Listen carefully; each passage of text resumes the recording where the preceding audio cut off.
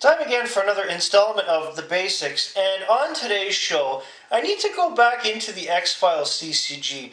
I've received some comments and some questions from some loyal viewers who also play the X-Files CCG, and it is extremely perplexing to see what some players are doing. And I've touched on this in previous episodes, but I want to talk about it more exclusively on this episode. So, let's get into it, shall we?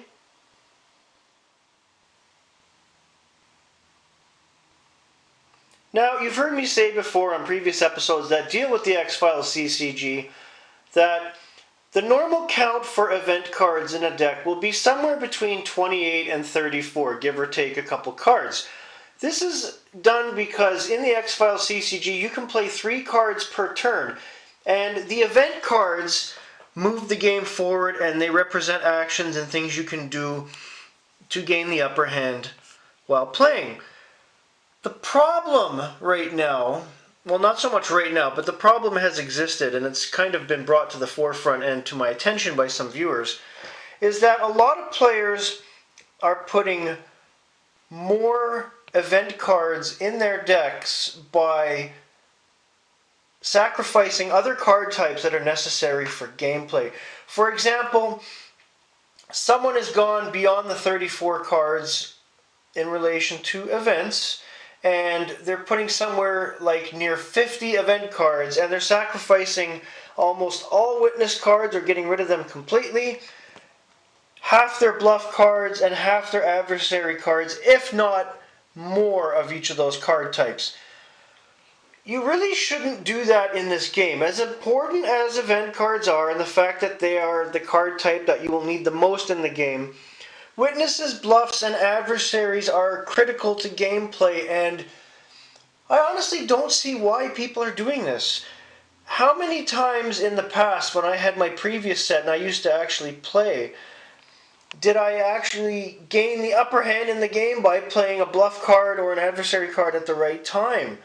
And occasionally a witness. But to take them out completely or reduce your bluff and adversary cards down to almost nothing in favor of event cards, you don't want to do that. Please don't do that.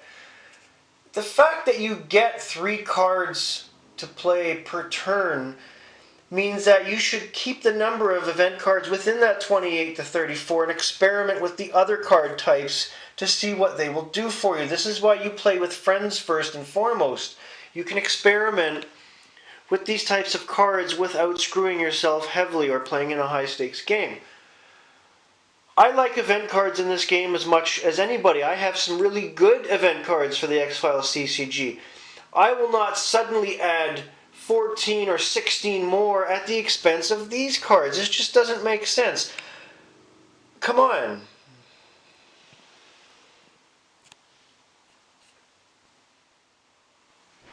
One of the biggest advantages to having a certain number of either witness, bluff, or especially the adversary cards in your deck and ready for play is it boosts your skills in different ways and in different areas. It comes in handy when you're investigating and trying to reveal your opponent's X-File card.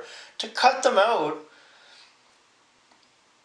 do you not want to win the game or even play the game properly? Because that's what you're doing if you cut out those card types in favor of events. Events are actions, they move the game, but it's the skills and everything related to the investigation that helps you win the game. Hello, you play to win the game! That's a Herman Edwards reference, and just in case anyone doesn't get it. Have a great day, everybody.